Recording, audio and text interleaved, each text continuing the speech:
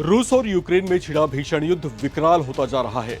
एक छोटा सा देश यूक्रेन रूस जैसी दुनिया के दूसरी महाशक्तिशाली देश से युद्ध में लगातार न सिर्फ उलझा हुआ है, बल्कि उस पर बड़े बड़े भीषण हमले कर उसे दहला भी रहा है। भौगोलिक रूप से दुनिया के मानचित्र पर छोटी सी उपस्थिति रखने वाले यूक्रेन को, जिसे रूस चाहे तो चुटकी से मसल सकता है, उस यूक्रेन को रूस से लड़ने की हिम्मत और पावर मिल कहां से रही है, जिसके दम पर वो रूस के साथ लगातार पिछले 3 सालों से युद्ध में उलझा हुआ है और हार मानने को भी तैयार नहीं है। द्वितीय विश्व युद्ध के बाद ये दो देशों के बीच चलने वाली सबसे लंबी लड़ाई बन चुकी है। अब रूस और यूक्रेन में छिड़ा युद्ध और विनाशक रूप लेता जा रहा है। यूक्रेन ने सीक्रेट ऑपरेशन स्पाइडर चलाकर रूस में घुसकर उसके 40 बॉम्बर्स तबाह कर दिए।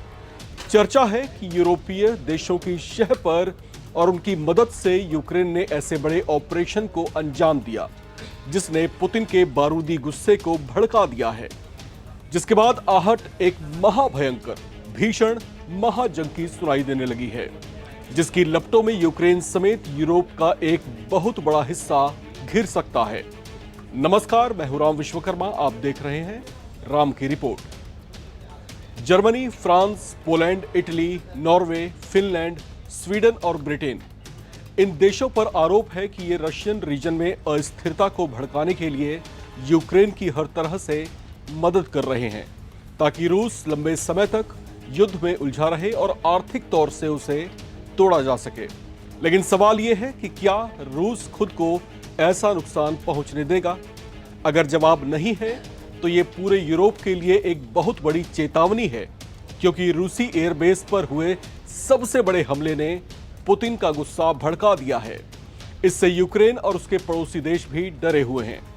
यूक्रेन की सीमा रूस के अलावा उत्तर में बेलारूस, पोलैंड, स्लोवाकिया, पश्चिम में हंगरी, दक्षिण पश्चिम में रोमानिया, मोल्डोवा और दक्षिण में काला सागर और अजोव सागर से मिलती है। ऐसा कहा जाता है कि यूरोपीय देशों से मिलने वाली मदद उसे इसी रास्ते से मिलती है। अब संभावना यह बन रही है कि रूस यूरोप और यूक्रेन के बीच के सपोर्ट ब्रिज को सबसे पहले तबाह और बर्बाद कर सकता है।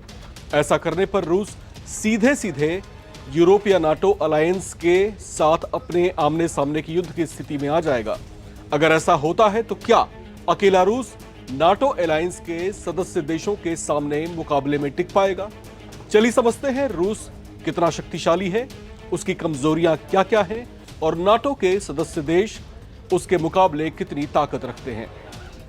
यह बात तो आप जानते ही हैं कि रूस अमेरिका के बाद दुनिया की दूसरी महाशक्ति है। टेक्नोलॉजी के मामले में, वॉरफेयर डेवलपमेंट के मामले में वो ज्यादा किसी पर आश्रित नहीं रहता। यही बात उसे शक्तिशाली भी बनाती है।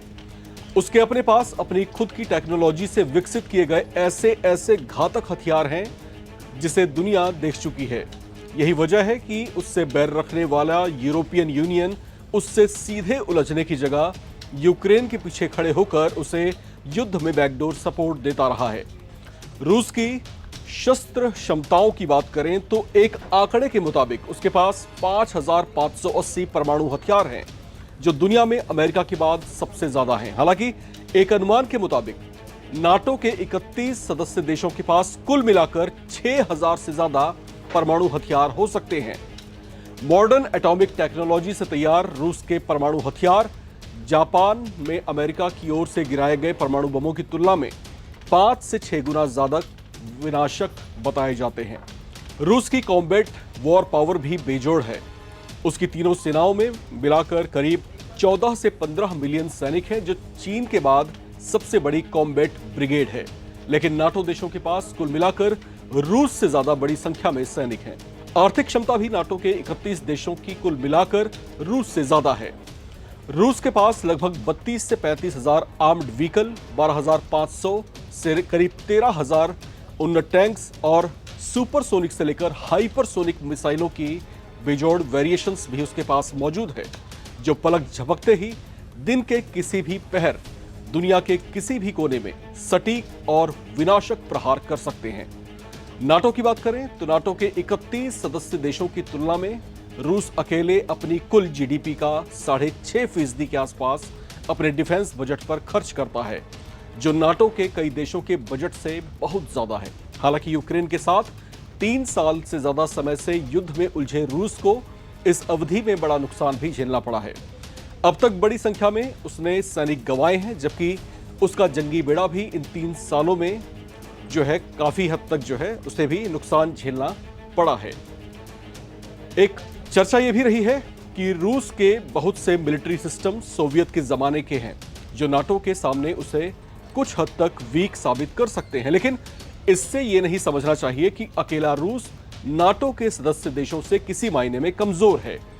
समझने वाली बात यह है कि नाटो 31 देशों का गठजोड़ है। वे नाटो के परचम तले एकजुट तो हैं, लेकिन उनके अपने अपने व्यक्तिगत हित भी हैं। अब ऐसा नहीं है कि नाटो के सभी देशों की जीडीपी की तुलना अगर हम अकेले रूस से कर रहे हैं तो रूस की स्थिति में ये 31 के 31 देश अपनी पूरी की पूरी अर्थव्यवस्था को रूस से मुकाबला करने में झोंक देंगे। इसमें से हर देश अपनी पूरी क्षमता का इस्तेमाल रूस को तबाह करने में लगा देगा, ऐसा भी नहीं है। बल्कि हकीकत यह है कि अकेला रूस इन 31 अलग अलग देशों से ज्यादा ताकत और दमखम रखता है। यही बात उसे वैश्विक शक्ति भी बनाती है। जहां तक बात रही उसे अलग थलग करने की, मौजूदा हालात में यह भी संभव नहीं दिख रहा। रूस के मित्रों में चीन और भारत जैसे शक्तिशाली देश भी हैं। बाइडेन सरकार के प्रतिबंधों के बावजूद भारत ने अपनी गुटनिरपेक्ष नीति को ढाल बनाकर रूस के साथ व्यापारिक संबंध जारी रखे थे, जबकि रूस भी दशकों से भारत की सहायता करता रहा है। इधर अमेरिका की डोनाल्ड ट्रंप सरकार की नीति भी रूस को लेकर बदली हुई है। करीब 8 दशक पुरानी रूस अमेरिका राइवलरी में पहली बार ऐसा देखने को मिल रहा है जब अमेरिका के राष्ट्रपति खुद रूस और यूक्रेन युद्ध को खत्म कराने की एक तरफा कोशिशें करते देखे गए। यहां तक कि यूक्रेन के राष्ट्रपति जेलेंस्की के साथ उनकी नाराजगी भरी बातचीत भी दुनिया में देखी गई थी। ये कुछ ऐसे फैक्टर्स हैं जो रूस के हित में हैं। ऐसे में अगर आपको ये मुगालता है किसी भी तरीके से कि जो नाटो के 31 सदस्य देश हैं वो रूस पर मिलकर के भारी पड़ सकते हैं, तो ये एक बड़ी गलतफहमी साबित हो सकता है। 31 देशों का गठजोड़ एक साथ एकजुट एक परचम तले होना इस बात का कतई भी सपोर्ट नहीं करता कि वो इकट्ठे अपनी सारी की सारी 100% क्षमताएं जो है रूस के खिलाफ इस्तेमाल कर लेंगे। बल्कि इसे एक आप सरल शब्दों में अगर समझते हैं तो ये एक बड़ी पंचायत की तरीके से है, जो आपस में एक कलेक्टिव जो है एफर्ट्स लगाते हैं, एक कुछ बातों पर जो है किसी चर्चाओं तक पहुंचते हैं और फिर किसी जो है फैसले के तहत जो है अपनी बातों को आगे बढ़ाते हैं। अगर रूस से मुकाबले की बात आती है और ऐसी कोई स्थिति बनती है कि महाजंग की स्थिति बन जाए और नाटो को जो है रूस के अगेंस्ट उतरना पड़े, तो यहां पर जो है 31 देशों का मंतव्य एक साथ हो सकता है। लेकिन इसका मतलब ये कतई नहीं कि 31 के 31 देश अपनी पूरी क्षमता, अपनी पूरी अर्थव्यवस्था को रूस को हराने के लिए झोंक देंगे। लेकिन अब दूसरी तरफ हम रूस की स्थिति को अगर समझते हैं तो रूस के सामने ये एक विकट स्थिति होगी जब उसके सामने मुकाबले को 31 देश होंगे जो कि नाटो के परचम तले एकजुट होंगे। यहां पर रूस के पास जो है अपनी अस्मिता को बरकरार रखने की, अपने अस्तित्व को जीवित रखने की और दुनिया के मानचित्र पर महाशक्ति बने रहने की जो है एक चुनौती होगी। उस चुनौती से पार पाने के लिए उसे नाटो के 31 देशों से मुकाबला करने के लिए अपनी पूरी क्षमता को झोंकना होगा। तो यहां पर जो है अकेला रूस वर्सेस नाटो के 31 देशों का मुकाबला अगर हम देखते हैं तो भी पलड़ा जो है कहीं ना कहीं रूस का ही भारी यहां पर दिखाई देता है। फिलहाल जो स्थितियां यहां पर बन रही हैं वो रूस के फेवर में है, लेकिन दुनिया की तमाम शक्तियां इसी कोशिश में है कि ऐसा कोई महायुद्ध शुरू ना हो, क्योंकि युद्ध तो शुरू होते हैं लेकिन उनकी जो परिणति होती है वो बेहद खतरनाक होती है। उसका अंजाम जो है दशकों तक दुनिया को प्रभावित रखता है। इस बात का एहसास दुनिया की तमाम शक्तियों को है भी। शायद इसी वजह से डोनाल्ड ट्रंप लगातार इस कोशिश में है कि रशिया और यूक्रेन के युद्ध को किसी भी तरीके से रोका जाए, वरना यह विकराल रूप भी ले सकता है। फिलहाल राम की रिपोर्ट में इतना ही। बाकी तमाम अपडेट्स के लिए आप लगातार बने रहें और देखते रहें एनबीटी ऑनलाइन। नमस्कार।